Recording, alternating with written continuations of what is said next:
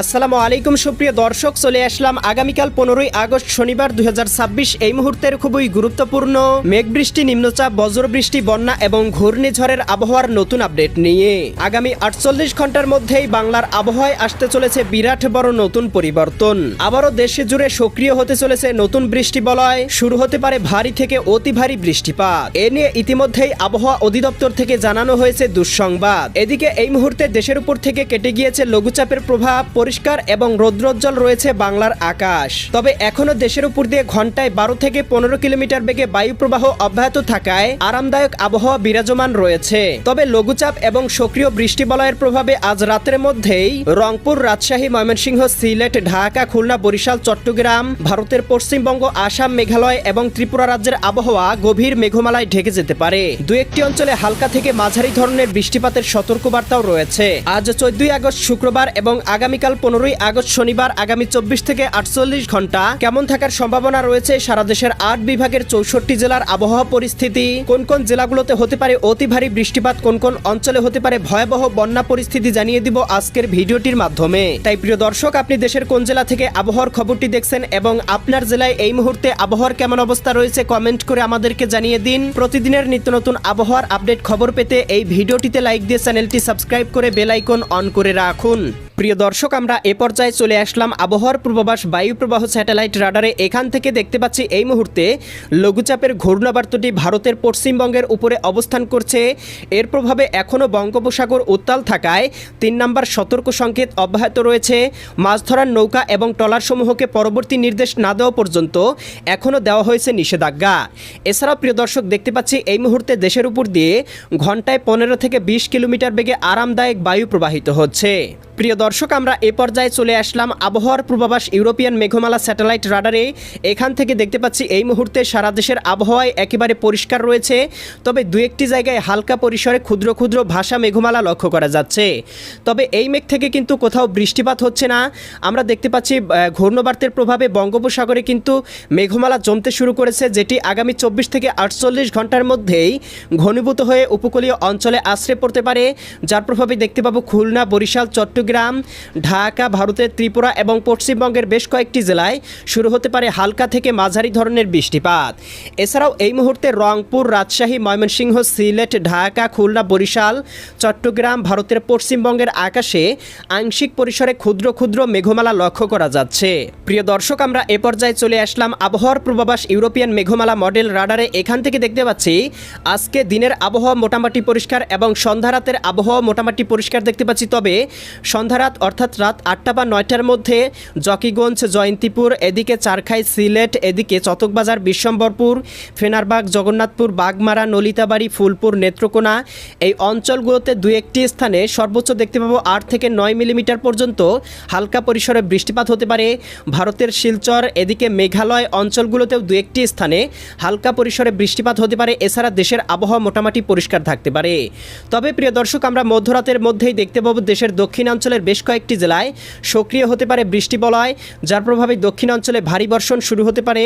বিশেষ করে আমরা দেখতে পাচ্ছি বরিশাল, ভোলা, বুরহানুদ্দিন, লালমোহন, চরফেশন, হাতিয়া, মির্জাগঞ্জ, জিয়ানগর, মাঠবাড়িয়া, পাথরঘাটা, কলাপাড়া, এদিকে বাগেরহাট, মোংলা, শ্রীকান্তপুর, শ্যামনগর, সাতক্ষীরা, ভারতের এদিকে গোসাবা, এদিকে জয়নগর, মুজিবপুর, এদিকে দেখতে পাচ্ছি এদিকে রয়েছে ভগলপুর, এদিকে কলকাতা, এদিকে খড়গপুর, চন্দননগর এই অঞ্চলগুলোতে দু একটি স্থানে সর্বোচ্চ 8 থেকে 10 মিলিমিটার বৃষ্টিপাত হতে পারে। একই সাথে চট্টগ্রাম বিভাগের চকুরিয়া, ধানচি, মহেশখালী, টেকনাফ অঞ্চলগুলোতেও 10 থেকে 12 মিলিমিটার পর্যন্ত বৃষ্টিপাতের সম্ভাবনা লক্ষ্য করা যাচ্ছে। এছাড়া মধ্যরাতের মধ্যেই ঢাকা, ময়মনসিংহ, সিলেট, রংপুর বিভাগের আবহাওয়া আংশিক মেঘলা থাকতে পারে। তবে এই মেঘ থেকে এই অঞ্চলগুলোতে বৃষ্টিপাতের সম্ভাবনা নেই। আমরা দেখতে পাচ্ছি আগামীকাল 15ই আগস্ট শনিবার সকাল 7টার মধ্যে ভারতের পশ্চিমবঙ্গ, কলকাতা, খড়গপুর, চন্দননগর, আরামবাগ, মুর্শিদাবাদ, কাটুয়া, দুর্গাপুর, শান্তিপুর অঞ্চলগুলোতে সর্বোচ্চ 20 থেকে 25 মিলিমিটার বৃষ্টিপাত হতে পারে।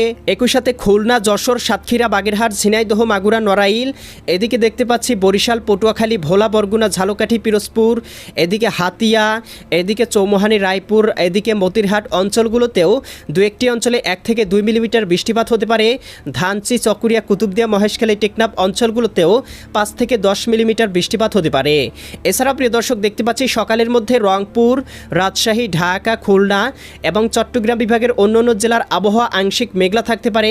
সকাল 10টা বা 11টার মধ্যে মেঘমালা কিছুটা ঘনীভূত হতে পারে, যার প্রভাবে রংপুর বিভাগ থেকে শুরু করে সারা দেশের 8 বিভাগের 64 জেলার আবহাওয়া আংশিক মেঘে মেঘাচ্ছন্ন হয়ে যেতে পারে। তবে দুপুর 2টা বা 3টার মধ্যে দেখতে পাবো হালকা পরিসরে বৃষ্টিপাত হতে পারে। এদিকে খুলনা, যশোর, সাতক্ষীরা, বাগেরহাট, ঝিনাইদহ, মাগুরা, নড়াইল, কুষ্টিয়া, চুয়াডাঙ্গা, মেহেরপুর জেলাগুলোতে আগামীকাল দুপুর 2টা বা 3টার মধ্যে সর্বোচ্চ দেখতে পাবো 12 থেকে 13 মিলিমিটার বৃষ্টিপাত হতে পারে।